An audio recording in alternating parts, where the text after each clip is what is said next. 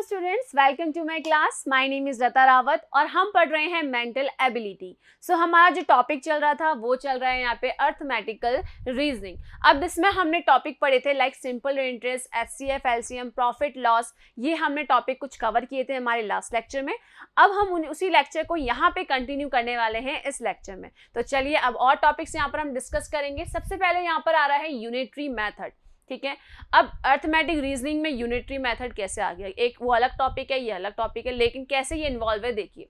So what is unitary method? Unitary method होता क्या है? The unitary method is a method in which you find the value of unit and then the value of the required number of units.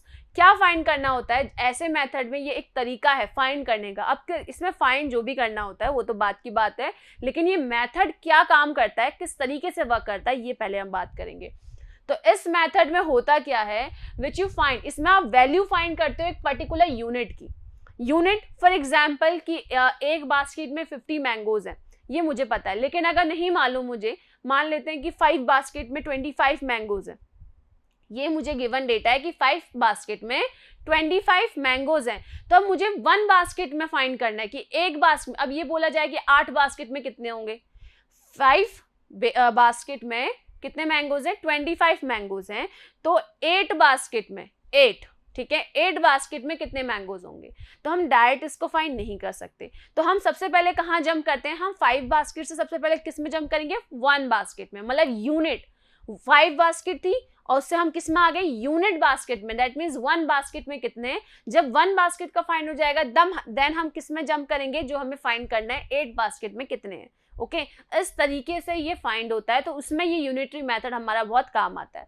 तो यहाँ पर हम सबसे पहले क्या करते हैं? यूनिट की वैल्यू फाइंड करते हैं, ठीक है, then the value of required number of units. अब जितने भी आगे, जैसे कि फॉर एग्जांपल अभी मैंने बताया कि 8 बास्केट का मुझे फाइंड करना है, तो जो भी रिक्वायर्ड नंबर ऑफ यूनिट्स है देन उस पर हम जंप करेंगे। तो सबसे पहले हम यूनिट का फाइंड करते हैं, फिर द नंबर ऑफ यूनिट्स का फाइंड करते हैं। पहले एक का फाइंड करेंगे, फिर उससे ज्यादा का फाइंड करेंगे, ठीक है। तो इस तरीके से ये मेथड काम करता है। अब क्वेश्चन तो कुछ और है कि मैंगोज फाइंड करने, ये करना है, लेकिन उसको सॉल्व करने के लिए हमारा कौन सा मेथड काम आ रहा है? यूनिटरी मेथड काम में आता है, ठीक है। अभी जब हम क्वेश्चन सॉल्व करेंगे तब हम इस पर डिस्कस करेंगे।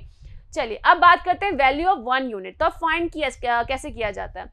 तो वैल्यू ऑफ 1 यूनिट क्या होती है? Value of all units and number of given units. कैसे? जैसे मैंने अभी एग्जाम्पल दिया आपको, अभी मैंने ये बोला कि 5 जो बास्केट है उसमें 25 मैंगोज हैं, यही मैंने कहा था, ठीक है। अब देखिए किस तरीके से इस एग्जाम्पल को समझो। 5 बास्केट है, उसमें 25 मैंगोज हैं। अब मैं यूनिटरी मेथड यूज में ले रही हूँ 1 बास्केट का। दैट मीन्स ये जो फॉर्मूला है वैल्यू ऑफ 1 यूनिट, इस फॉर्मूले को मैं इस्तेमाल में लूंगी यहाँ पर। देखो तो 1 यूनिट मतलब 1 बास्केट, वो यूनिट क्या है मेरी? बास्केट। तो अब यहाँ पे मैं जंप करूंगी कहाँ पे? पहले 1 बास्केट पे, यूनिट बास्केट पे। ओके, सो अब यूनिट बास्केट का फॉर्मूला क्या है? Value of all the fruits and number of given unit. अब यूनिट यहाँ पर तो यूनिट क्या है? बास्केट, ठीक है, और यहाँ पे value of the all unit and number of given unit. Value क्या है इसकी? एक यूनिट, यहाँ पे जितनी भी यूनिट दी है तो टोटल वैल्यू कितनी दी है? 25। तो 25 मैंगोज, और यहाँ पर कितने यूनिट दिए हुए? 5 दिए हुए। जब आप इसको सॉल्व करोगे तो 5 5 जा 25, that is 5 mangoes. That means क्या हो गया? 1 बास्केट में, मतलब 1 यूनिट में, या यहाँ पर तो हम क्या लिखेंगे? बास्केट, क्योंकि हमारे तो यहाँ पर यूनिट को क्या माना है? बास्केट। तो 1 बास्केट में कितने मैंगोज आ जाएंगे? 5 मैंगोज आ जाएंगे। क्लियर है?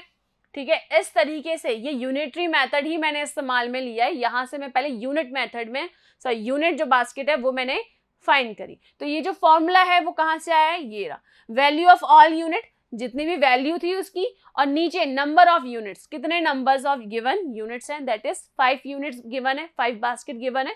डिवाइड करोगे आपको 1 यूनिट का पता चल जाएगा, एक बास्केट में कितने मैंगोज हैं। अब यहां से मुझे जहां भी जंप करना है, फॉर एग्जाम्पल मैंने अभी बोला था कि 8 बास्केट का मुझे फाइंड करना है, 8 जिसे हम बोलते हैं। अब मुझे 8 बास्केट का अगर फाइंड करना है तो मुझे पता है 1 बास्केट में कितने होते हैं? 5, और ऐसी 8 बास्केट है तो क्या कर दोगे? Multiply, that means 40 mangoes. अब बिना इसके इस 1 वाले पार्ट के बिना हम 5 से डायरेक्ट 8 पे जंप कैसे करें, कैसे फाइंड करेंगे, नहीं कर सकते। बस यहाँ से इधर आने के लिए हम बीच में एक और जंप करते हैं जो कि है यूनिट, और ये फॉर्मूला कहाँ से आता है, यूनिटरी मेथड से आता है। क्लियर है? सो यूनिटरी मेथड इस तरीके से क्वेश्चन में यूजफुल होता है। चलिए, सो टाइप्स ऑफ यूनिटरी मेथड, अब यहाँ पर टाइप्स के बारे में बात करेंगे। यूनिटरी मेथड किस तरीके से होते हैं, कितने टाइप के होते हैं। In the unitary method the value of a unit quantity is calculated first to calculate the value of other unit. जैसे कि अभी हमने एग्जाम्पल यहाँ पर देखा था, हमने जो यहाँ पे एग्जाम्पल देखा था, तो ये फर्स्ट वाला क्या बोल रहे हैं कि जो वैल्यू ऑफ होती है unit quantity is calculated first. सबसे पहले यूनिट क्वांटिटी पूछी जाती है, यूनिट वाली। ठीक है, देखो अभी हमने यहाँ पे यूनिट ही तो पूछी।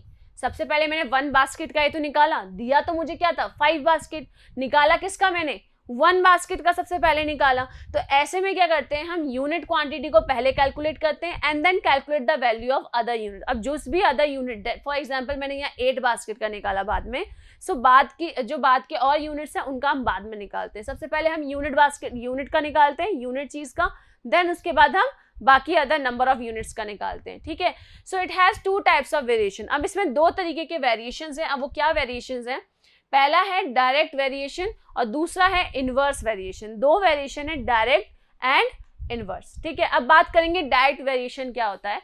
The quantity are said to be in direct proportion. अच्छा, कोई क्वांटिटी है वो डायरेक्ट प्रोपोर्शन में तब कहलाती है, an increase in the quantity A leads to increase in the quantity B and vice versa. अब इस चीज में ध्यान दीजिएगा, ये बहुत कंफ्यूजिंग होता है। अभी हमने जैसे एग्जांपल पढ़ा था, दैट मीन्स कि अगर एक क्वांटिटी में मैं इंक्रीज करती हूँ, मेरे पास यहाँ पर 5 बास्केट थी, तो और यहाँ 5 बास्केट में कितने मैंगोज थे 25। ऐसा ही था इसी एग्जाम्पल का, ये जो मैंने अभी एग्जाम्पल दिया है वो कौन सा एग्जाम्पल है, डायरेक्ट वेरिएशन का। यूनिटरी मेथड का जो फर्स्ट टाइप है डायरेक्ट वेरिएशन, उसका ये एग्जाम्पल है कि अगर एक क्वांटिटी 5 है तो दूसरी क्वांटिटी 25, ये क्वांटिटी बास्केट हो गई और ये क्वांटिटी मैंगो हो गई। जैसे ही मैंने 1 निकाला, 1 बास्केट का निकाला, क्या निकाला 1 बास्केट का, इस क्वांटिटी को मैंने कम कर दिया। जो यहाँ बास्केट की क्वांटिटी थी इसको मैंने क्या कर दिया, कम कर दिया। तो आपने देखा होगा इसका कितना आंसर आया था, 5 मैंगोज आया था कि 1 बास्केट में कितने 5।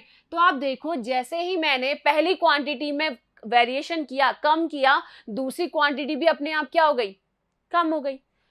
5 बास्केट थे, 1 बास्केट क्या रहा, तो जैसे 25 मैंगोज थे वो भी कितने हो गए 5 मैंगोज हो गए। मतलब एक क्वांटिटी को कम करूं तो दूसरी क्वांटिटी भी क्या हो जाएगी, अपने आप कम हो जाएगी। तो जब ऐसी सिचुएशन होती है, ऐसे केसेस होते हैं, तो वो क्या कहलाते हैं, डायरेक्ट वेरिएशन। जो वेरिएशन है वो डायरेक्ट है, मतलब एक कम होगा तो दूसरा भी अपने आप कम होगा। Okay, so an increase in quantity A, अगर एक क्वांटिटी ए में अगर क्या होता है, इंक्रीज हो रहा है, मतलब बढ़ रहा है मान लो, so it is leads to increase in quantity B, तो वो क्वांटिटी बी दूसरी क्वांटिटी में भी क्या करेगा, इंक्रीज करेगा। And vice versa, that means decrease भी वैसे ही, अगर एक में डिक्रीज हो रहा है तो दूसरे में भी डिक्रीज करेगा, provided their respective ratios are the same. उनके रेशियोज क्या रहेंगे, हमेशा सेम ही रहेंगे। आप देख लो 5 और रेशियो 25, इसको आप सॉल्व करोगे तो ये 1:5 ही तो बन रहा है, जो कि ये रहा 1:5। और अभी हमने 8 मैंगोज का फाइंड किया था, वो कितना था 840 था। आप इसको सॉल्व कीजिए,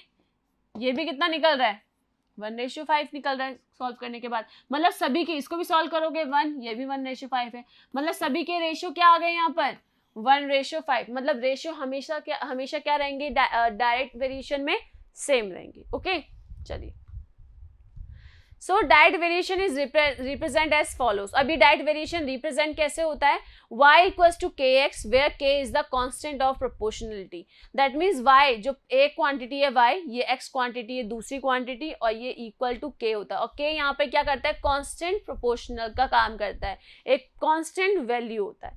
ठीक है, चलिए अब बात करते हैं इनवर्स वेरिएशन की। इनवर्स वेरिएशन में अब क्या होता है, कौन सा केस है, the quantity are said to be inverse proportion and increase of A, मतलब एक क्वांटिटी में अगर इंक्रीज होगा तो दूसरी क्वांटिटी में क्या हो जाएगा, डिक्रीज हो जाएगा।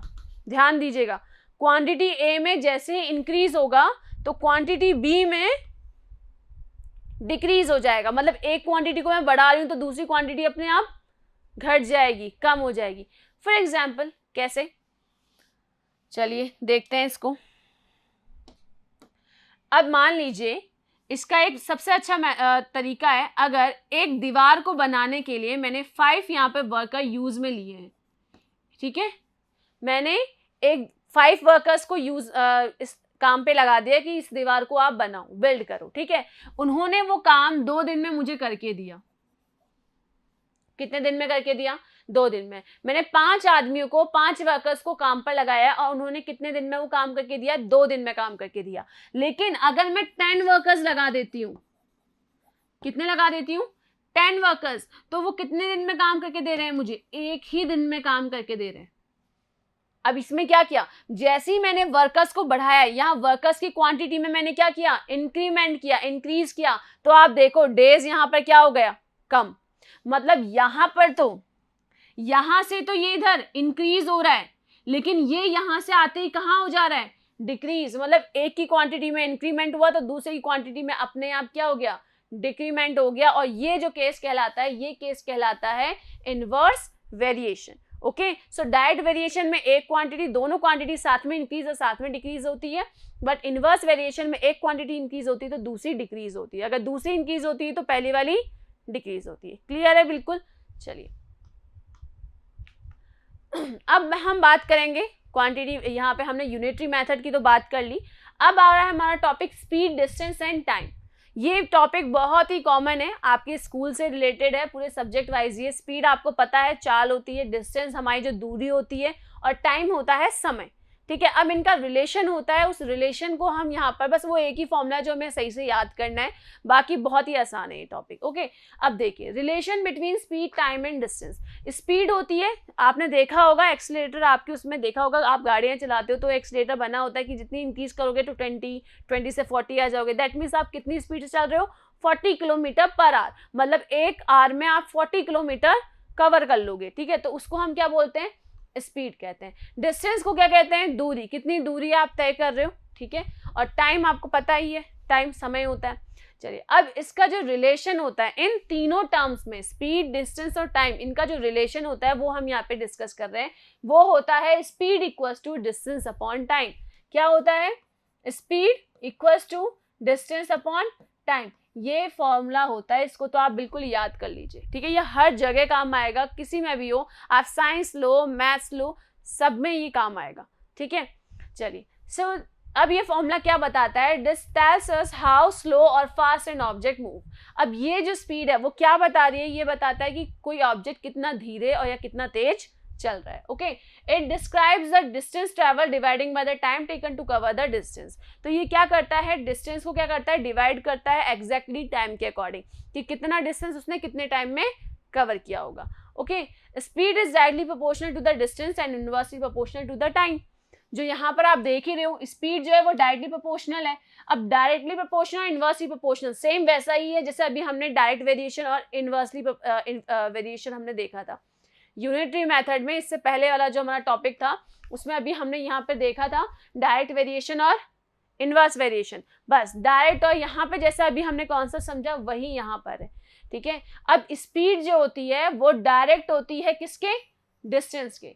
स्पीड क्या होती है? डिस्टेंस के डायरेक्ट प्रोपोर्शनल होती है। दैट मीन्स अगर स्पीड बढ़ाओगे, तेज चलाओगे, मतलब अपनी चाल तेज करोगे, अगर जल्दी जल्दी दौड़ रहे हो आप तो ज्यादा दूरी तय करोगे, ऑफकोर्स सी बात है। तो यहाँ पर एक क्वांटिटी स्पीड बढ़ाने पर हमारा डिस्टेंस भी क्या हो रहा है? बढ़ रही है, मतलब दोनों क्वांटिटी साथ में बढ़ रही हैं। और जैसे स्पीड कम करोगे डिस्टेंस भी क्या होगा? कम होगा। धीरे धीरे चलोगे तो थोड़ी दूरी तक ही चल पाओगे। दैट मीन्स उसको डिक्रीज करेंगे तो डिस्टेंस भी क्या हो जाएगा? डिक्रीज। मतलब दोनों क्वांटिटी क्या है? डायरेक्टली प्रोपोर्शनल है। डायरेक्टली मतलब दोनों साथ में ऊपर, साथ में नीचे। लेकिन स्पीड हमारी टाइम के क्या होती है? इनवर्सली होती है। क्या होती है? इनवर्सली। वही जैसा हमारा इनवर्स वेरिएशन था, क्या था? फॉर एग्जाम्पल यहाँ पे देखो, अगर मैं जल्दी जाती हूँ, जल्दी तेज भाग कर जाती हूँ, तो मान लो मैंने अगर तेज भाग कर गई, जब मैंने स्पीड को बढ़ाया तो टाइम मुझे कम लगेगा। मान लो 2 मिनट में पहुंची मैं वहां पर, लेकिन मैं धीरे धीरे चल रही हूँ, स्पीड मैंने कम कर ली, तो टाइम ज़्यादा लगेगा जाने में, 10 मिनट लगेंगे। मान लो अगर मैं 20 किलोमीटर की स्पीड से जा रही हूँ तो मान लो मुझे 5 मिनट लगते हैं पहुँचने में, ठीक है। लेकिन जैसे ही मैं स्पीड बढ़ा दूँ, मैं 40 किलोमीटर की स्पीड से जाऊँ तो मुझे टाइम कितना लगेगा, 2 मिनट लगेंगे। तो मैंने इसकी वैल्यू में इंक्रीज किया, मतलब स्पीड बढ़ाई तो टाइम मुझे कम लगा। दैट मीन्स एक जो क्वांटिटी है वो इंक्रीज हो रही है तो दूसरी क्या हो जा रही है, डिक्रीज हो जा रही है, और दूसरी अगर इंक्रीज हो रही है तो पहली वाली डिक्रीज हो जा रही है। तो ये जो स्पीड होती है वो डायरेक्टली प्रोपोर्शनल टू डिस्टेंस होती है, यहाँ से तो वो डायरेक्टली होगी, और इसके क्या हो जाएगी, इनवर्सली प्रोपोर्शनल होती है, ठीक है। चलिए आगे, अब यहाँ पर देखिए डिस्टेंस, अब ये कुछ भी नहीं है, फॉर्मूला बस आपको एक ही याद करना है, आपको ये तीन अलग याद करने की जरूरत नहीं है, ये सिर्फ एक लिखने का तरीका है और कुछ भी नहीं है। अभी हमने देखा स्पीड इक्वल्स टू क्या होती है, डिस्टेंस अपॉन टाइम। इसी को मैं तीन तरीके से, इस फॉर्मूले को मैं तीन तरीके से अरेंज करके लिख सकती हूँ। अगर मुझे स्पीड फाइंड करनी है तो मैं डिस्टेंस अपॉन टाइम लिखूंगी, लेकिन अगर मुझे डिस्टेंस फाइंड करना है तो मैं इस टाइम को उधर भेज दूं तो वो स्पीड के साथ क्या आ जाएगा, मल्टीप्लाई में आ जाएगा। डिस्टेंस अगर फाइंड करना है तो टाइम यहाँ पे डिवाइड हो रहा है इसके साथ, इधर जाके क्या हो जाएगा, मल्टीप्लाई, तो स्पीड इनटू टाइम। ये दूसरा फॉर्मूला आ गया मेरे पास, आप देख रहे होंगे यहाँ पर, distance equals to speed into time. Formula वो एक ही है, आपको तीनों फॉर्मूला याद करने की जरूरत नहीं है, फॉर्मूला एक ही है, बस हम उसको रीअरेंज कर रहे हैं। तीसरा, अगर मुझे टाइम फाइंड करना है तो टाइम को मैं इधर ले आऊं ऊपर और स्पीड को नीचे लेके जाऊंगी, स्पीड क्योंकि यहाँ पर है तो ये नीचे चली जाएगी, डी अपॉन स्पीड। बहुत सिंपल है, डिस्टेंस अपॉन स्पीड। सो आपको यहाँ दिख रहा होगा ये time equals to distance upon speed, ठीक है। As a speed increase the time taken will be decrease and vice versa. Using this formula by basic problem can solve, however the correct usage of units is also an important thing to consider while using formula, ठीक है। तो तीनों तो same ही है। अब इसमें एक यहाँ पे इन्होंने पॉइंट बोला है क्या, कि यूनिट का यूज होना, मतलब यूनिट का प्रॉपर यूज होना भी इंपॉर्टेंट है।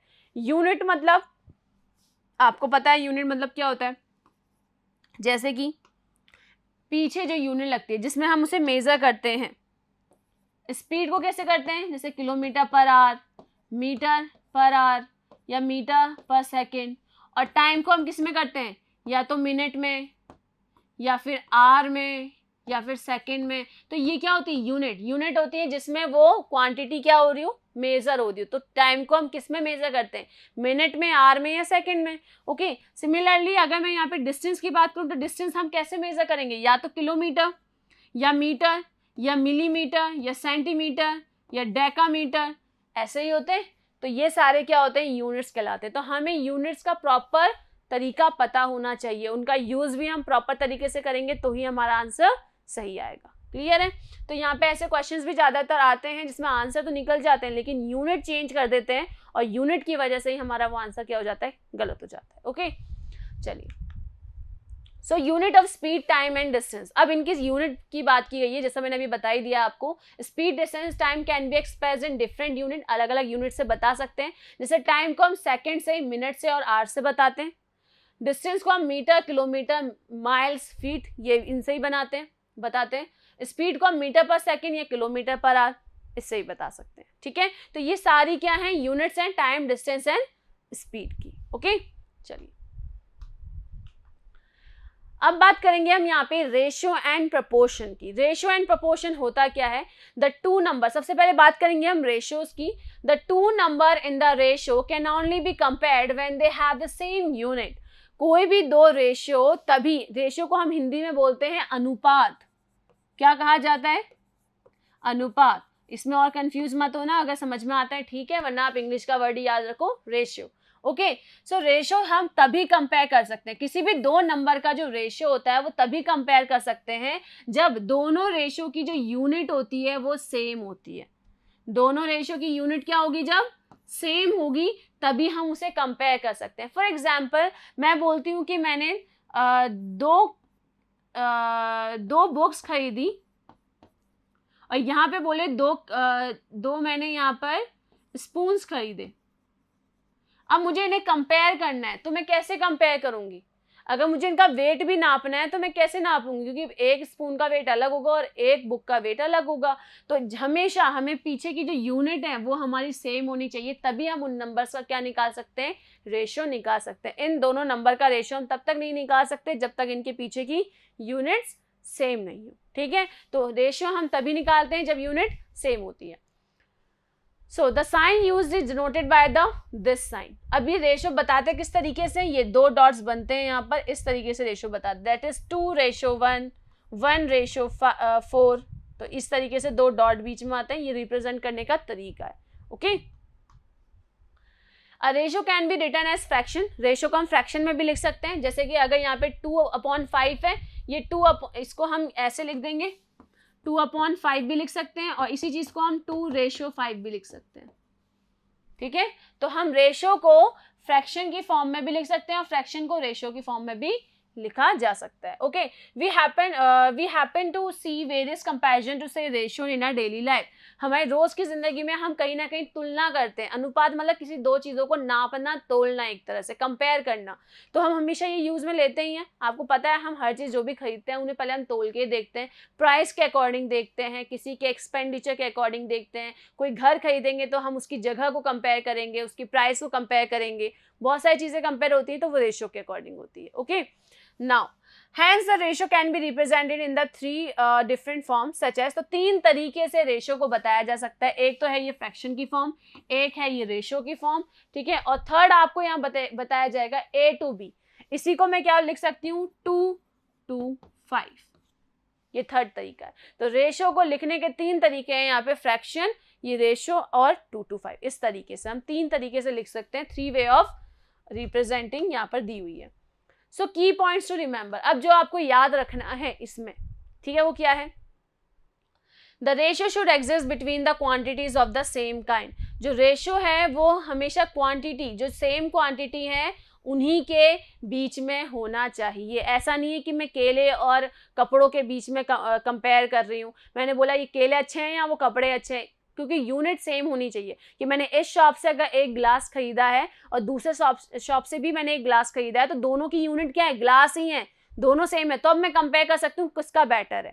अगर मैंने एक चिप्स का पैकेट खरीदा है और यहाँ पे मैं बॉटल खरीद रही हूँ पानी की, तो उन दोनों को कंपेयर नहीं किया जा सकता। अगर मान लीजिए दो शॉप यहाँ पर है, अगर मैंने यहाँ से एक पानी का ग्लास लिया और मैंने यहाँ पर एक बॉटल ली, तो दोनों को कंपेयर नहीं किया जा सकता। लेकिन अगर मैं यहाँ से भी चिप्स खरीदूं, यहाँ से भी चिप्स खरीदूं, दोनों ही सेम, तो मैं कंपेयर कर दूंगी कहाँ के बेटर है, ठीक है ना। तो हमेशा यूनिट सेम होनी चाहिए, ठीक है, सेम यूनिट्स के बीच में ही एग्जिस्ट करना चाहिए हमारा ratio. Now second, while comparing two things the unit should be the similar, वही सेम चीज वही बोली गई है। There should be a significant order of terms, जो हमारी टर्म्स हमें दी जाएंगी उसका सिग्निफिकेंट ऑर्डर होना चाहिए, मतलब एक ऑर्डर में ही होना चाहिए, ऐसे आगे पीछे। फॉर एग्जाम्पल जैसे कि मैं इसको बोलती हूँ, मैंने 1 kg यहाँ से राइस लिया, बट यहाँ मैं 5 kg राइस ले रही हूँ, तो यहाँ ऑर्डर भी सेम होना चाहिए। अगर मुझे इसका कुछ भी क्वालिटी, मान लेते हैं 1 kg में 1 kg में 2.5 ग्राम इतना कचरा निकला है, ठीक है, और यहाँ मैं बोलूँ 5 kg में 2.8 ग्राम इतना कचरा निकला है, तो आप देखोगे यहाँ पे जो ऊपर का ऑर्डर जो है, कितने में से निकाल रही हूँ मैं, ये रेशियो, इनका रेशियो मुझे निकालना है, कचरे का रेशियो, तो ऊपर ये क्वांटिटी भी क्या होनी चाहिए, सेम, मतलब ऑर्डर भी सेम होना चाहिए। अगर मैं यहाँ 1 किलो में से फाइंड कर रही हूँ, तो यहाँ भी मैं 1 किलो से ही फाइंड करूँ, okay. The comparison of two ratios can be performed if the ratios are equivalent like the fraction। और दो ratios हम अच्छे से compare कर सकते हैं if the ratios are equivalent like the fraction, कि ratios क्या हो, fraction की तरह equivalent हो, ठीक है, एक दूसरे के equivalent। आपको पता है equivalent क्या होता है, कि अगर उन्हें हम कट भी करते हैं तो दोबारा हमें वही सेम अमाउंट मिल जाए, ठीक है। चलिए अब बात करते हैं प्रपोर्शन की। रेशियो की बात हो गई, प्रपोर्शन यहाँ पे क्या है, ratio and proportion are said to be faces of the same coin. When two ratios are equal in value, then they are said to be proportion। proportion देखो, रेशियो तो समझ में आया, लेकिन ऐसे ही मैं दो रेशियो खड़ा कर दूं और उनको साथ में ले लूं, तो वो पूरा क्या बन जाता है, प्रपोर्शन बन जाता है।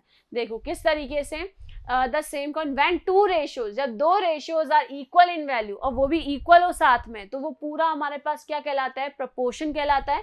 In simple words it compares two ratios. तो एक तरीके से ये मैं बोल सकती हूँ कि रेशियो में तो हम दो नंबर को कंपेयर करते हैं, दो क्वांटिटी को कंपेयर करते हैं, लेकिन जब प्रपोर्शन की बात आती है तो प्रपोर्शन दो रेशियो को कंपेयर करता है। रेशियो तो नंबर्स को कंपेयर करते हैं, लेकिन प्रपोर्शन दो रेशियो को ही कंपेयर करता है। और किस तरीके से डिनोट किया जाता है, इस तरीके से या इक्वल के साइन से, या फिर ऐसे 4 डॉट्स आते हैं या फिर इक्वल का साइन आता है। क्लियर है? तो the proportion can be classified into following categories. 3 category यहाँ दी गई है, direct proportion, inverse and continued.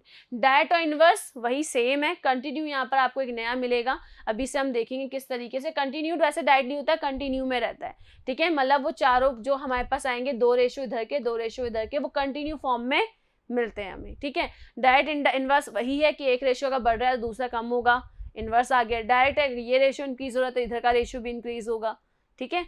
चलिए प्रपोर्शन फॉर्मूला क्या होता है यहाँ पे, now let us assume that in a proportion the ratio of ratios are a ratio b and c ratio d. 2 ratio ले लिए, ए रेशियो बी ले लिया और सी रेशियो डी ले लिया, ठीक है। The two terms B and C, जो यहाँ के बी और सी हैं, अंदर वाले जो हैं, इधर से भी और इधर से भी, are called means of mean term. क्या बोलते हैं, या तो उन्हें हम मीन्स बोलते हैं या तो हम कहते हैं मीन टर्म। जैसे कि यहाँ पर 2 रेशियो दिए हुए हैं, जैसे यहाँ 2 रेशियो दिए हुए हैं, ए रेशियो बी, और यहाँ दिया हुआ है सी रेशियो डी। यहाँ पर ये एक रेशियो ये दिया है, एक रेशियो ये दिया है, तो यहाँ पर जो अंदर के होते हैं बी और सी, इन्हें क्या कहा जाता है, मीन टर्म बोला जाता है या फिर मीन्स बोला जाता है, क्योंकि ये मिडल वाले होते हैं। Okay, where is the term a and d, और यहाँ पर जो ए और डी है यहाँ पर, इसे हम कहते हैं एक्सट्रीम्स या फिर एक्सट्रीम टर्म। एक्सट्रीम मतलब बाहर की तरफ जो होते हैं, जो बाहर की तरफ होंगे उन्हें हम एक्सट्रीम्स बोलेंगे या फिर एक्सट्रीम टर्म बोलेंगे, और जो अंदर वाले होते हैं, मान लीजिए यहाँ इक्वल का साइन है या फिर यहाँ पे 4 डॉट्स भी लगाया जा सकता है साथ ही साथ, तो अंदर वाले जो होते हैं उन्हें हम बोलते हैं मीन्स या मीन टर्म, और बाहर वाले होते हैं वो एक्सट्रीम या फिर एक्सट्रीम टर्म, ठीक है। इसको अब आप देखो इस तरीके से लिखा जा सकता है, A upon B equal to C upon D, A upon B equals to C upon D, equal का साइन यहाँ बता रहा है, मतलब प्रपोर्शन बता रहा है। या मैं लिख सकती हूँ ए रेशो बी डबल रेशो सी रेशो डी, ठीक है। तो यहाँ पे प्रपोर्शन एक तो यहाँ डॉट से बताया जा रहा है और यहाँ पे प्रपोर्शन किससे बताया जा रहा है, इक्वल से। क्लियर है? चलिए अब हम बात करेंगे प्रैक्टिस सेट। अब हम आ रहे हैं क्वेश्चन पे, तो जितने भी कॉन्सेप्ट थे वो यहाँ पर हमने समझ लिए हैं। अब जो हमने यहाँ सीखा है अब वो हम क्वेश्चन में देखेंगे किस तरीके से उन्हें अप्लाई करना है क्वेश्चन पर। ओके, सो जैसे कि पहला क्वेश्चन आपको यहाँ दिख रहा है, सॉल्व करना है 1800 डिवाइडेड बाय 10, यहाँ ब्रैकेट्स दिए हुए हैं। अब आपको ध्यान आ रहा होगा हमने एक कॉन्सेप्ट पढ़ा था बॉडमास रूल। क्या पढ़ा था?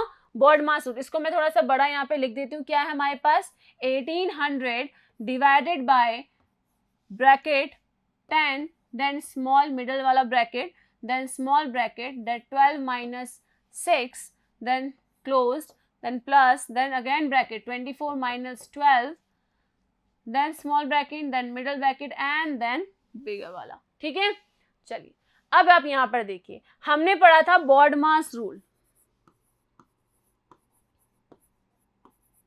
बॉडमास में बी क्या बताता है, क्या रिप्रेजेंट करता है, ब्रैकेट रिप्रेजेंट करता है। सबसे पहले हमें ब्रैकेट सॉल्व करना है, लेकिन आप ये बोलोगे यहाँ पे तो 3 ब्रैकेट है, किस तरीके से सॉल्व किया जाएगा? तो यहाँ पर किस तरीके से सॉल्व करेंगे हम इसे, सबसे पहले इधर 1800 है तो सबसे पहले हमें अंदर वाला ब्रैकेट सॉल्व करना है। तो ये बड़ा ब्रैकेट ऐसा ही रहेगा, 10 भी यही ऐसा रहेगा, मिडल भी ऐसा रहेगा, 12 माइनस 6 अंदर वाला ब्रैकेट सॉल्व कर रही हूँ, सबसे छोटा कितना आ जाएगा 6। अब ब्रैकेट हटा दिया, एक नंबर आते ही हमें ब्रैकेट क्या करना है, हटा देना है। प्लस 24 माइनस 12 कितना हो जाएगा 12, ये छोटा वाला ब्रैकेट सॉल्व कर दिया और हटा भी दिया साथ में, ये बड़ा वाला आ गया। अब मिडल वाला सॉल्व करेंगे तो यहाँ पर आ जाएगा 18, ठीक है। बाकी जो आपके टर्म्स हैं वो ऐसे कि एज इट इज सेम रहेंगे। यहाँ 10 है, ये अंदर वाला ब्रैकेट हट जाएगा जैसे मैंने 18 रखा, और यहाँ कोई साइन नहीं है बाहर, दैट मीन्स वो क्या हो रहे हैं, मल्टीप्लाई हो रहे हैं। कोई साइन नहीं होता, दैट मीन्स वो क्या हो रहे होते हैं, मल्टीप्लाई हो रहे होते हैं, ठीक है। यहाँ 1800 फिर डिवाइडेड बाय, अब इसको सॉल्व करोगे तो कितना आ जाएगा 180। अब यहाँ से मैंने बड़ा वाला ब्रैकेट भी क्या कर दिया, रिमूव कर दिया, और जैसे ही आप इसको डिवाइड करोगे 1800 डिवाइडेड बाय 180 ऐसे लिख सकती हूँ, 0 से 0 कैंसिल, और ये कितने टाइम्स कट रहा है, 10 टाइम्स। तो आंसर क्या आ गया हमारा, 10। इसको सॉल्व करके हमारा आंसर क्या आ गया यहाँ पर, 10। तो इस तरीके से बॉडमास रूल मैंने धीरे धीरे सॉल्व किया। पहले ब्रैकेट सारे सॉल्व करे, जैसे ही ब्रैकेट खत्म हो गया उसके बाद मैंने ओ तो ऑफ वाले टर्म्स है ही नहीं यहाँ पर, उसके बाद डिवाइड है तो मैंने यहाँ पे डिवाइड यूज में लिया, उसके बाद कोई टर्म आगे थी नहीं, वरना आगे हम मल्टीप्लाई, ऐड और सब्ट्रैक्शन भी यूज में ले सकते थे। ओके, तो इस तरीके से इसका आंसर क्या आ जाएगा हमारा, 10। ठीक है, चलिए। P and Q can do a piece of work in 10 days। क्या बोला है, P और Q मिलकर एक काम को कितने दिन में करते हैं, 10 दिन में करते हैं। ठीक है, इसको हम लिख भी लेते हैं साथ में। P और Q मिलकर एक काम को कितने दिन में करते हैं, 10 days में कंप्लीट करते हैं। Q and R can do same work in 15 days, वही काम 15 दिन में करते हैं। R and P can do the same work in 20 days। ठीक है, एक पर्टिकुलर काम को ये दोनों तो मिलकर 10 days में, Q एंड R 15 days में, और R और P मिलकर कितने डेज में करते हैं, 12 days में करते हैं। ये हमें गिवन है। ठीक है, बोला क्या है, then in how many days R will be completed alone. अगर R अकेला लगा काम पे तो वो कितने दिन में कंप्लीट करके वो काम को देगा। ठीक है, चलिए मान लेते हैं कि वो काम जो है उसे मैं मान लेती हूँ वर्क इज 1, कि वो कितना काम है, 1। ठीक है, तो चलिए एक चीज हम यहाँ पे मान के चलते हैं, let work done by P in 1 day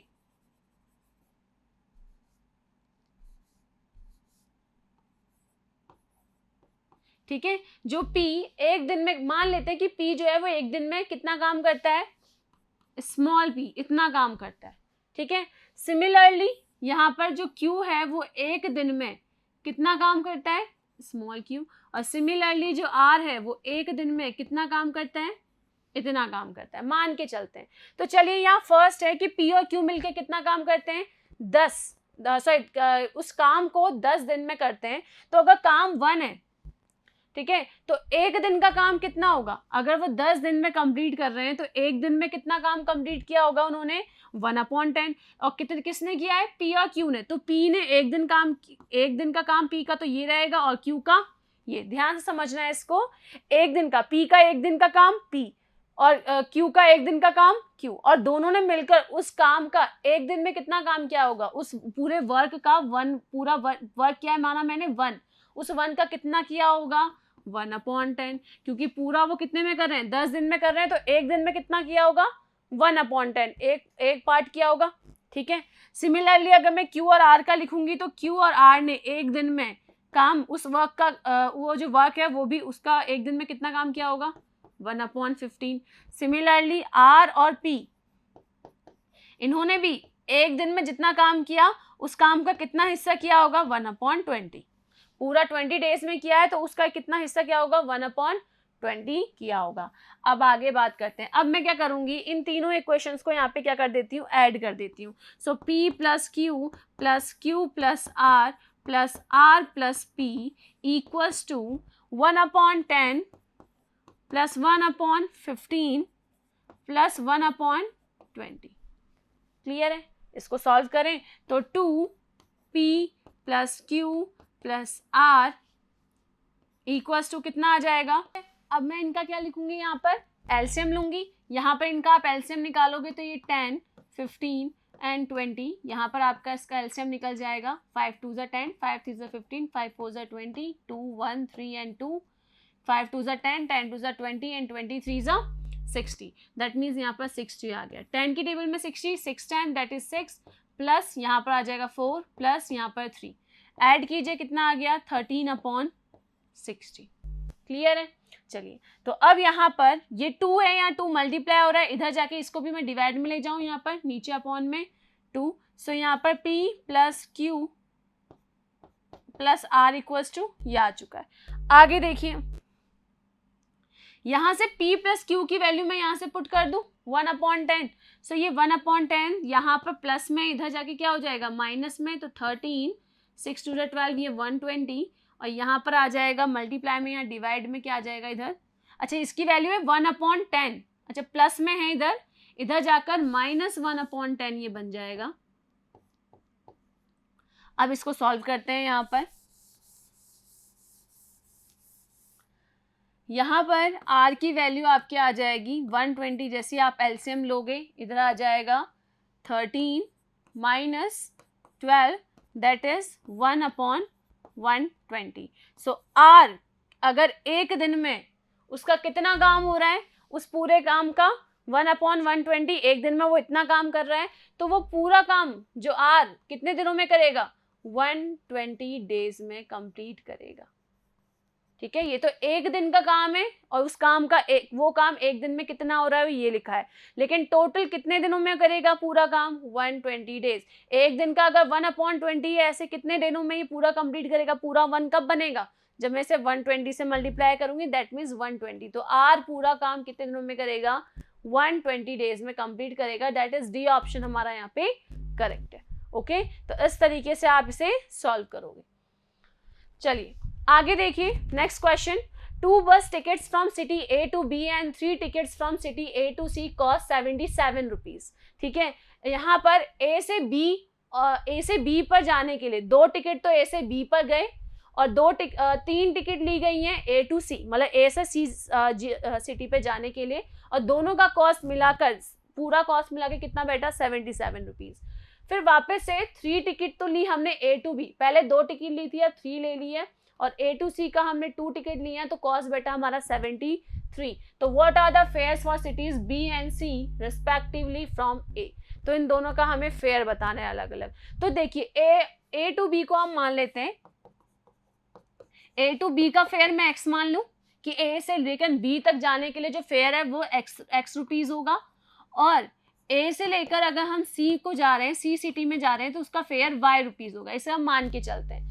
तो यहाँ पर दिया है फर्स्ट में 2 bus tickets from city a to b में दैट मीन्स 2x प्लस यहाँ पर 3y, इनका कॉस्ट लग रहा है 77।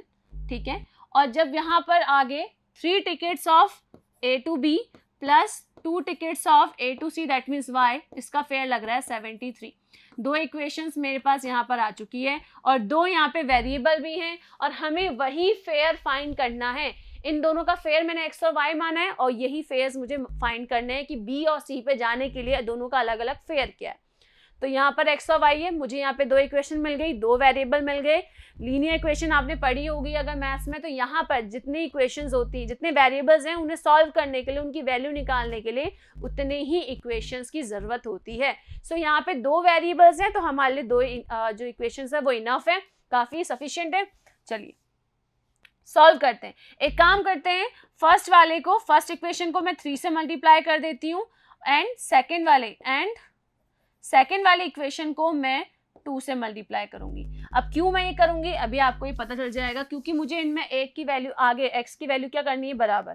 ठीक है, जैसे मैं फर्स्ट इक्वेशन को 3 से करती हूँ, पूरा 3 से मल्टीप्लाई हो जाएगा, तो ये हो जाएगा 3 2 6, 6x प्लस यहाँ पे भी 3 से होगा, 3 3 9, y इक्वल्स टू 7 3 21, 7 से 21, 22, 221। ये आ गई हमारे पास थर्ड इक्वेशन। यहाँ पर सेकेंड इक्वेशन को भी यहाँ पे हमें किससे करना है, 2 से मल्टीप्लाई करना है। तो 3 2 6x plus 2 2 4y equals to 3 2 6 और 7 2 14। ये आ चुका है हमारे पास। क्लियर है। अब मैं यहाँ पे कर देती हूँ सब्ट्रैक्शन। जैसे ही मैं माइनस करूंगी सारे साइन ऑपोजिट हो जाएंगे, प्लस की जगह माइनस। ठीक है, सॉल्व करें हम यहाँ पर। ये प्लस का 6x माइनस का 6x, 0 बचेगा। 9 में से 4 गए तो यहाँ बचेगा 5y प्लस का, और यहाँ पर मुझे प्लस का मिलेगा, यहाँ बचेगा 5। 11 में से 4 गए 7, और यहाँ पे 1 में से 1 गए 0। That means 5y equals to 75 बन रहा है। तो y की वैल्यू हो जाएगी 5 1 5, 6 7, 5 5 25। तो फेयर क्या बना y का, y कौन सा फेयर है, a से लेकर c तक। क्या आ रहा है हमारे पास, 15 आ रहा है। अब आगे बात करते हैं। अब यहाँ पर y की वैल्यू आ चुकी है, y की वैल्यू आप इनमें से किसी भी इक्वेशन में डाल दो। सेकेंड इक्वेशन में डाल लेते हैं, तो 3x plus 2y equals to 73 और 3x प्लस 2, y की वैल्यू 15 इक्वल्स टू 73, तो 3x minus equals to 73 minus 15 to ज़ा 30, ये प्लस का उधर जाके माइनस का हो जाएगा, आपका आंसर आ जाएगा 43, 3x की वैल्यू, और यहाँ पर x की वैल्यू आ जाएगी 3 वन ज़ा 3। ये पूरा सॉल्व हो नहीं रहा, मतलब हमने कुछ गलत किया है यहाँ पर। क्या चीज़ गलत हुई है यहाँ पे? इसको हमने 3 से मल्टीप्लाई किया, 3 टू ज़ा 6, 3 3 ज़ा 9, और ये 7 3 ज़ा 21 और 21 22 23। अच्छा, यहाँ 231 है, यहाँ पर मल्टीप्लाई गलत किया है, 231 है, ठीक है। इस वाले को भी देख लेते हैं, 2 3 ज़ा 6, 2 2 ज़ा 4, और यहाँ पे 2 3 ज़ा 6 और 2 7 ज़ा 40। अच्छा, इसको माइनस कीजिए, अब आएगा अलग आंसर। यहाँ से कैरी गया तो यहाँ बचा 12, और 12 में से 4 गए, यहाँ बचेगा हमारे पास 85। और जब आप इसे सॉल्व करोगे तो ये हो जाएगा 5 वन ज़ा, ये आ गया 85, 5 वन ज़ा 5, 6 7 8 17, तो y का जो है वो 17 रुपीज़, ठीक है ना। ए से लेके जाने में 17 रुपीज़ है, तो यहाँ भी सब जगह वैल्यू चेंज हो जाएगी, इसलिए हमारा आंसर यहाँ पे गलत आ रहा था। 2 इंटू यहाँ पर 17, और यहाँ पर 17 टू ज़ा क्या होता है 34, तो यहाँ हो जाएगा 73 माइनस 34, ठीक है। और फिर आगे आप सॉल्व करोगे तो यहाँ पर आ जाएगा 9, यहाँ पर 9 आ गया, यहाँ बचेगा हमारे पास 6 में से 3 गए तो 39, और 3 से कैंसिल हो जाएगा 13 टाइम्स, तो x की वैल्यू क्या आ गई यहाँ पर 30। ओके, सो यहाँ पर y का फेयर 17 और x का फेयर 13। अब b पहले पूछा है, तो b वाला कौन सा है ऊपर x, तो x की वैल्यू क्या है 13। आप देखो 13 कहाँ पर है, c, आप c वाला ऑप्शन देखो, c और d में क्या है 13 17 और 17 13 है। ऐसे भी आप ये ऑप्शन आते हैं, तो आपको ये ध्यान रखना क्वेश्चन में सबसे पहले कौन सी सिटी का पूछा है, बी का पहले पूछा है, बी का फेयर क्या था x, और x की वैल्यू क्या है 30, सो सबसे पहले 13 एंड देन अगला 17, तो यहाँ पे हमारा सी ऑप्शन करेक्ट है, ठीक है। इस तरीके से हमें क्या करना है, इक्वेशन बनानी है, इक्वेशन से एक की वैल्यू दूसरे वैल्यू में पुट भी कर सकते थे आप, और ये एक है सब्स्टिट्यूशन, एक तो सब्स्टिट्यूशन होता है और साथ में ही सब्ट्रैक्शन वाला होता है। मल्टीप्लाई करके कोई सी भी एक को हम इक्वल बना दे, ताकि वो माइनस हो जाता है, दूसरी ही बचती है, उसे सॉल्व करा और एक किसी इक्वेशन में पुट करके हमने दूसरा वेरिएबल भी हम यहाँ पे फाइंड कर सकते हैं। ओके, चलिए next question. 4 metal rods of length 78, 104, 117, 169 are to be cut into parts of equal length. इन सभी को इक्वल लेंथ में काटा गया है, दैट मीन्स अगर एक 5 सेंटीमीटर कटा है, सभी 5 सेंटीमीटर के कट लगाए गए हैं सब में, ठीक है। Each part must be as long as possible, और कोशिश की है कि लंबा से लंबा वो कट हो, ठीक है। What is the maximum number of pieces that can be cut, तो इन सब का मिला के नंबर ऑफ पीसेस हमें पूछे गए हैं कि टोटल पीसेस कितने कट होंगे, लेकिन हमें जो वो कट लगाने हैं, अब देखो नंबर तो अलग अलग है, और कट हमें इक्वल लगाना है कि मतलब इक्वल लेंथ निकल जाए, तो हम यहाँ पे सबका क्या निकालेंगे, HCF निकालेंगे। क्यों निकालेंगे, देखिए 7 HCF क्या होता है, जो इनको पूरी तरह से डिवाइड कर सके, मतलब वो इन सब से क्या होगा, डिविजिबल होगा, और हाईएस्ट नंबर होता है, हाईएस्ट HCF है, हाईएस्ट कॉमन फैक्टर होता है सबका, ठीक है ना। तो 78 को जब आप यहाँ पे सॉल्व करोगे, 78 का प्राइम फैक्टराइजेशन करोगे तो ये आ जाएगा 2 3 ज़ा 6, 2 9 ज़ा 18, ये आ जाएगा 3 1 ज़ा 3, 3 3 ज़ा 9 एंड 13 1 ज़ा 13। फिर आपका आता है 104, 104 को भी आप सॉल्व करो तो ये हो जाएगा 2 5 ज़ा 10, 2 2 ज़ा 4, 2 2 ज़ा 4, 2 6 ज़ा 12, 2 1 ज़ा 2, 2 3 ज़ा 6 एंड 13 1 ज़ा 13। उसके बाद आ रहा है आपका 117, तो यहाँ पे भी इसको आप सॉल्व करोगे, ये किससे कैंसिल हो रहा है, 13 से कैंसिल हो रहा है, 13 9 ज़ा, और फिर ये 3 3 ज़ा 9 और 3 1 ज़ा 3, ठीक है। आगे फिर हमारे पास नेक्स्ट नंबर है 169, जो डायरेक्ट 13 का स्क्वायर होता है, तो 13 13 ज़ा एंड 13 1 ज़ा, सबके प्राइम फैक्टराइजेशन हमने यहाँ पे कर लिए।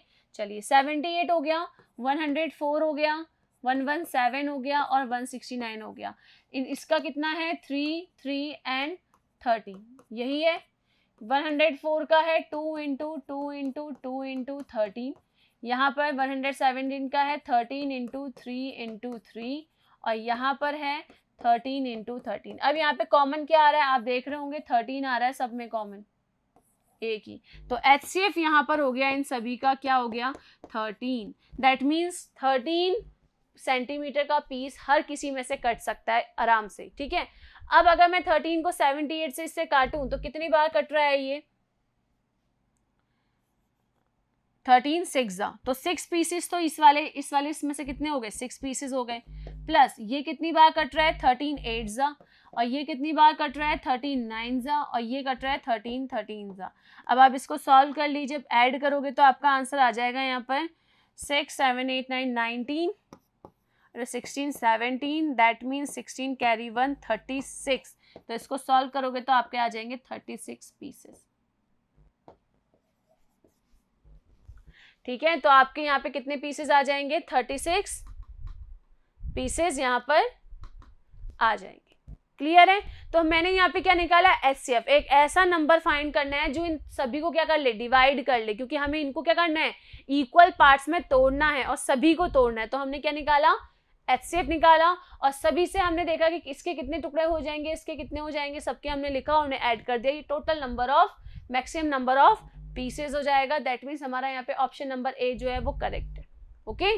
चलिए नेक्स्ट देखिए यहाँ पे today ratio of age of a and b is 3:2, ठीक है। अभी प्रेजेंट एज बोली है, जो ए और बी दो पर्सन है, इनकी रेशियो जो है टुडे आज इनका जो रेशियो है एज का वो कितना है 3:2 है। तो मैं इसकी अगर वैल्यू निकालूं तो टुडे की जो एज निकालूं तो क्या मान ले 3x और 2x है, ठीक है। रेशियो को जैसे अगर वैल्यू में कन्वर्ट करना हो तो आप x मान लीजिए, क्योंकि उसको डिवाइड करने के बाद वापस वो रेशियो में कन्वर्ट हो जाता है, ओके। सो मान लेते हैं let the age will be 3x and 2x। अब यहाँ बोला है आफ्टर 5 years, 5 साल बाद उनका रेशियो कितना बन जाता है 8:7। तो अभी 3x है, 5 साल बाद इसकी कितनी हो जाएगी 3x + 5, और यहाँ पर इसकी कितनी हो जाएगी 2x + 5। और जब इनका रेशियो निकाला जा रहा है तो वो किसके इक्वल निकल रहा है 8:7।